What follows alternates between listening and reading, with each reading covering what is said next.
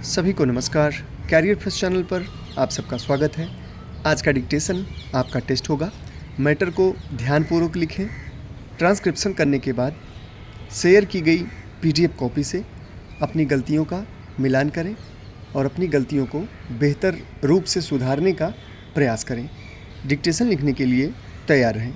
Ready, start. सभापति महोदय, हमने दो महत्वपूर्ण बुनियादी उसूलों में रहते हुए विकास के लिए कार्रवाई की है। हमारे देश की स्वतंत्रता और हमारी जनता की स्वतंत्रता, इस उद्देश्य की पूर्ति के लिए हमने अपने नागरिकों के लोकतांत्रिक अधिकारों की गारंटी के लिए तथा अपनी स्वतंत्रता, अखंडता एवं राष्ट्रीयता के लिए अनेक चुनौतियों का सामना करने की दृष्टि से शक्तिशाली संस्थाओं का निर्माण किया है। बाहर से और भीतर से हमारी लोकतांत्रिक राजनीतिक प्रणाली को नष्ट करने, दुर्बल बनाने और क्षति पहुंचाने के लिए प्रयास किए गए हैं। हमारी जागरूकता जनता ने सदैव ऐसे सभी प्रयासों को नाकाम कर दिया है। वर्षा के न होने से हमारी अर्थव्यवस्था की लोचशीलता और हमारे उद्देश्य की दृढ़ता कसौटी पर चढ़ी है।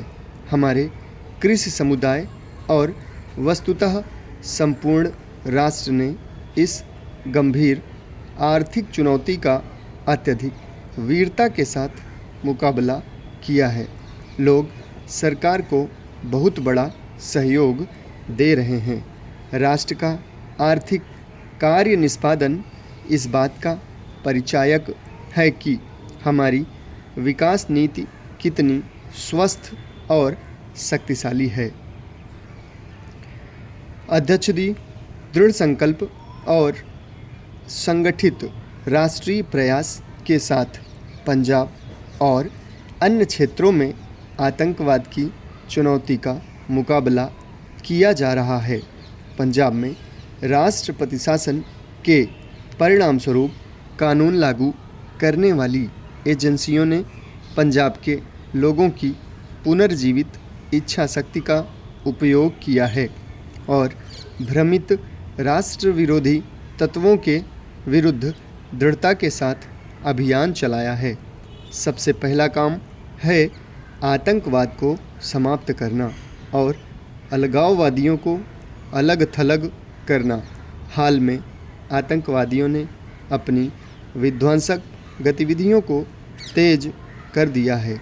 उनका मुकाबला हमारी सुरक्षा सेना के उच्च मनोबल, पुनर्जीवित व्यावसायिकता तथा कड़ी सतर्कता से है। उनका मुकाबला उन लोगों से भी है जो धमकी में नहीं आते या भयभीत नहीं होते। राष्ट्र की अखंडता और एकता के साथ कोई समझौता नहीं हो सकता और न होगा। संविधान की रूपरेखा के अंतर्गत समस्या का अहिंसक राजनीतिक समाधान खोजने के लिए सरकार उन सभी से वार्ता करने के लिए तैयार है जो हिंसा का तिरस्कार करते हैं। राष्ट्र को निर्दोष व्यक्तियों की मृत्यु पर दुख है।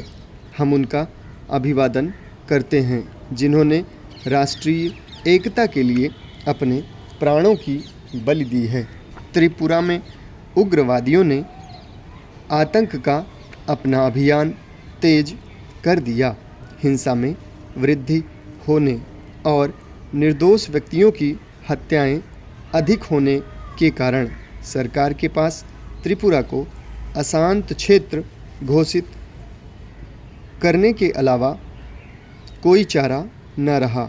हम वहां हिंसा को दबाने के लिए कृत संकल्प हैं। सांप्रदायिकता, कट्टरपंथ तथा अन्य अलगाववादी प्रवृत्तियों को जड़ से उखाड़ फेंकने के अपने इरादे में हम दृढ़ प्रतिज्ञ हैं। समाप्त। धन्यवाद।